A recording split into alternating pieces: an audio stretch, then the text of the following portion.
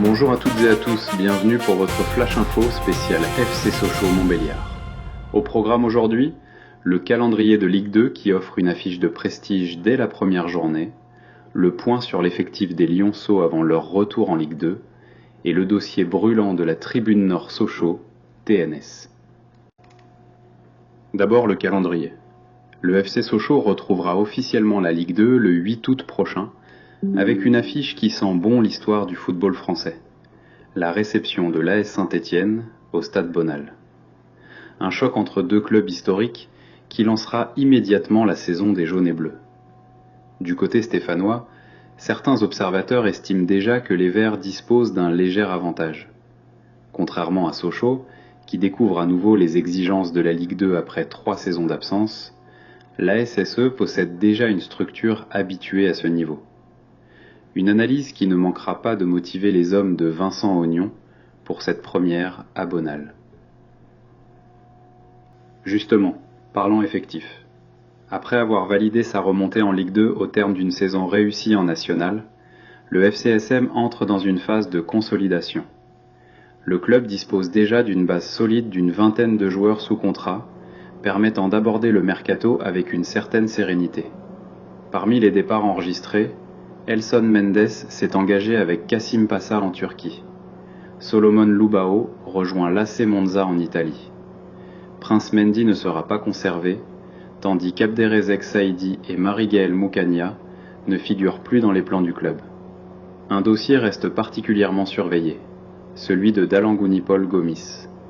Le défenseur, prêté cette saison, pourrait poursuivre l'aventure à Bonal si les discussions entre Sochaux et son club aboutissent dans les semaines à venir.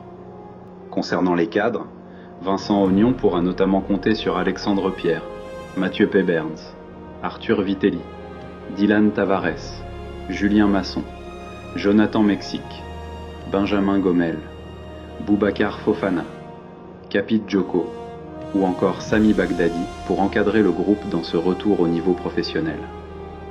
Le club prépare également l'avenir. Le jeune milieu Bakary Diawara devrait signer son premier contrat professionnel, tandis que Papeyatma Diop, de retour de prêt, pourrait intégrer la rotation durant la préparation estivale. Mais le sujet qui fait le plus réagir actuellement chez les supporters concerne la Tribune Nord Sochaux. À quelques semaines de la réception de Saint-Étienne, l'incertitude demeure autour de la présence de la TNS dans son COP habituel.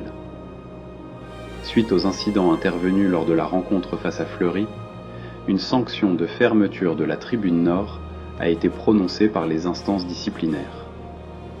Le FC Sochaux a décidé de faire appel et attend désormais une décision définitive. Un dossier particulièrement sensible, puisque la rencontre face à Saint-Étienne constitue l'un des rendez-vous les plus attendus de la saison. Pour beaucoup de supporters, imaginer le retour du FCSM en Ligue 2 sans la voix de la Tribune Nord derrière les buts paraît inconcevable. L'ambiance de Bonal, souvent saluée dans toute la France, pourrait perdre l'un de ses principaux moteurs lors de cette soirée qui s'annonce déjà historique. Le club, lui, reste confiant quant à l'issue de la procédure et espère pouvoir compter sur l'ensemble de ses supporters pour cette première affiche de gala. Quel objectif pour cette saison ? 3 ans après sa disparition du football professionnel, le FC Sochaux retrouve enfin sa place en Ligue 2.